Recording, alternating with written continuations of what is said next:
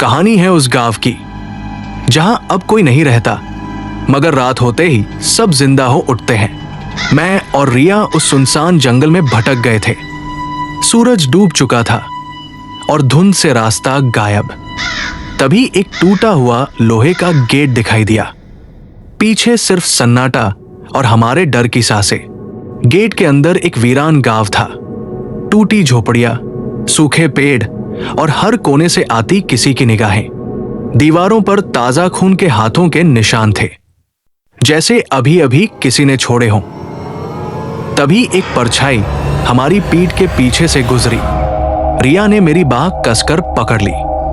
एक पुराने पीपल के पेड़ पर लटक रहा था एक टूटा हुआ आईना, जिसमें खून से लिखा था, तुम भी वही बन जाओगे। हम पलटने ही वाले थे कि जमीन से किसी ने रिया की टांग पकड़ ली। वो चीख पड़ी। मैंने उसका हाथ पकड़कर ऊपर खींचा। मेरी कमीज फट गई, उसकी जीन्स मिट्टी से भर गई। तभी हमें दिखे बिना सिर के उड़ते हुए साए, जो हमारी ओर बढ़ते जा रहे थे। मैंने लालटेन ऊंची कर दी, लेकिन तभी कुएं से नीली लपटें उठीं और एक सड़ी हुई हाथ बाहर आया। चुड़ैल। हम एक पुराने कमरे में भागे। वहां दर्जनों पुतले खड़े थे, लेकिन उनमें से एक ने पलक झपकाई। रिया डर के मारे मेरे पीछे छुप गई। फिर अचानक उसके जैसे कई चेहरे उसे चारों ओर से घूरने लगे। मैं चिल्लाया, रिया, और भीड़ को चीरते हुए उसे खींच लाया। आकाश से राख बरसने लगी। मंदिर के सामने एक आईना था। उसमें हमारी हड्डियां दिख रही थी, और उसके पीछे वही चुड़ैल। जमीन फट रही थी, रिया को खींच रही थी। मैंने उसका हाथ नहीं छोड़ा। उसका दुपट्टा उड़ता हुआ पीछे गिर गया। गांव की झोपड़ियों से आत्माएं ऊपर उठने लगी। पूरा आसमान चीखों से भर गया। तभी एक कंकाल जैसा पंडित मिट्टी से निकला।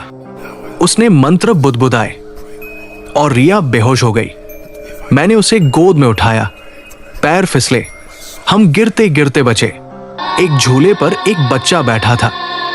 उसकी मुस्कान डरावनी थी। फिर अचानक एक पंखों वाला काला जीव हमारे ऊपर से निकला। उसकी चीख ने जंगल को हिला दिया। एक दीवार धड़क रही थी और उस पर साए रेंग रहे थे। जमीन खून में बदल गई। हम उसमें दौड़ते हुए भागे। लालटेन की रोशनी बस थोड़ा सा रास्ता दिखा रही थी। एक झोपड़ी में दर्जनों गुड़ियां एक साथ बोली, रहोगे? और फिर वो आई, चुड़ैल, हवा में तैरती। उसका सिर मुड़ा हुआ, उसकी आंखें बिल्कुल काली। पेड़ जलने लगे, गांव जल उठा। हम आग के बीच दौड़ते रहे, लेकिन गांव से बाहर निकलते ही आत्माएं रास्ता रोक कर खड़ी थी। बेलें मेरे पैरों को जकड़ने लगी। रिया ने मुझे खींचा।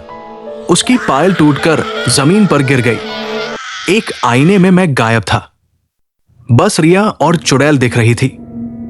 मैंने रिया के कान में कुछ कहा और हमारे चारों ओर साए भरने लगे। रिया ने जमीन पर खून से गोला बनाया। मैं उसके बीच बैठा और चारों ओर आत्माएं घूमने लगी। मंदिर में धमाका हुआ, आग की लपटें, और हम बाहर गिरते हुए निकले। राक्षस निकला। वही चुड़ैल अब उसका चेहरा बन चुकी थी। और फिर सब शांत हो गया। हम खंडहर में बैठे थे। सांसें टूट रही थी। लालटेन बुझ चुकी थी। तभी एक नई परछाई हमारे पीछे से उठी।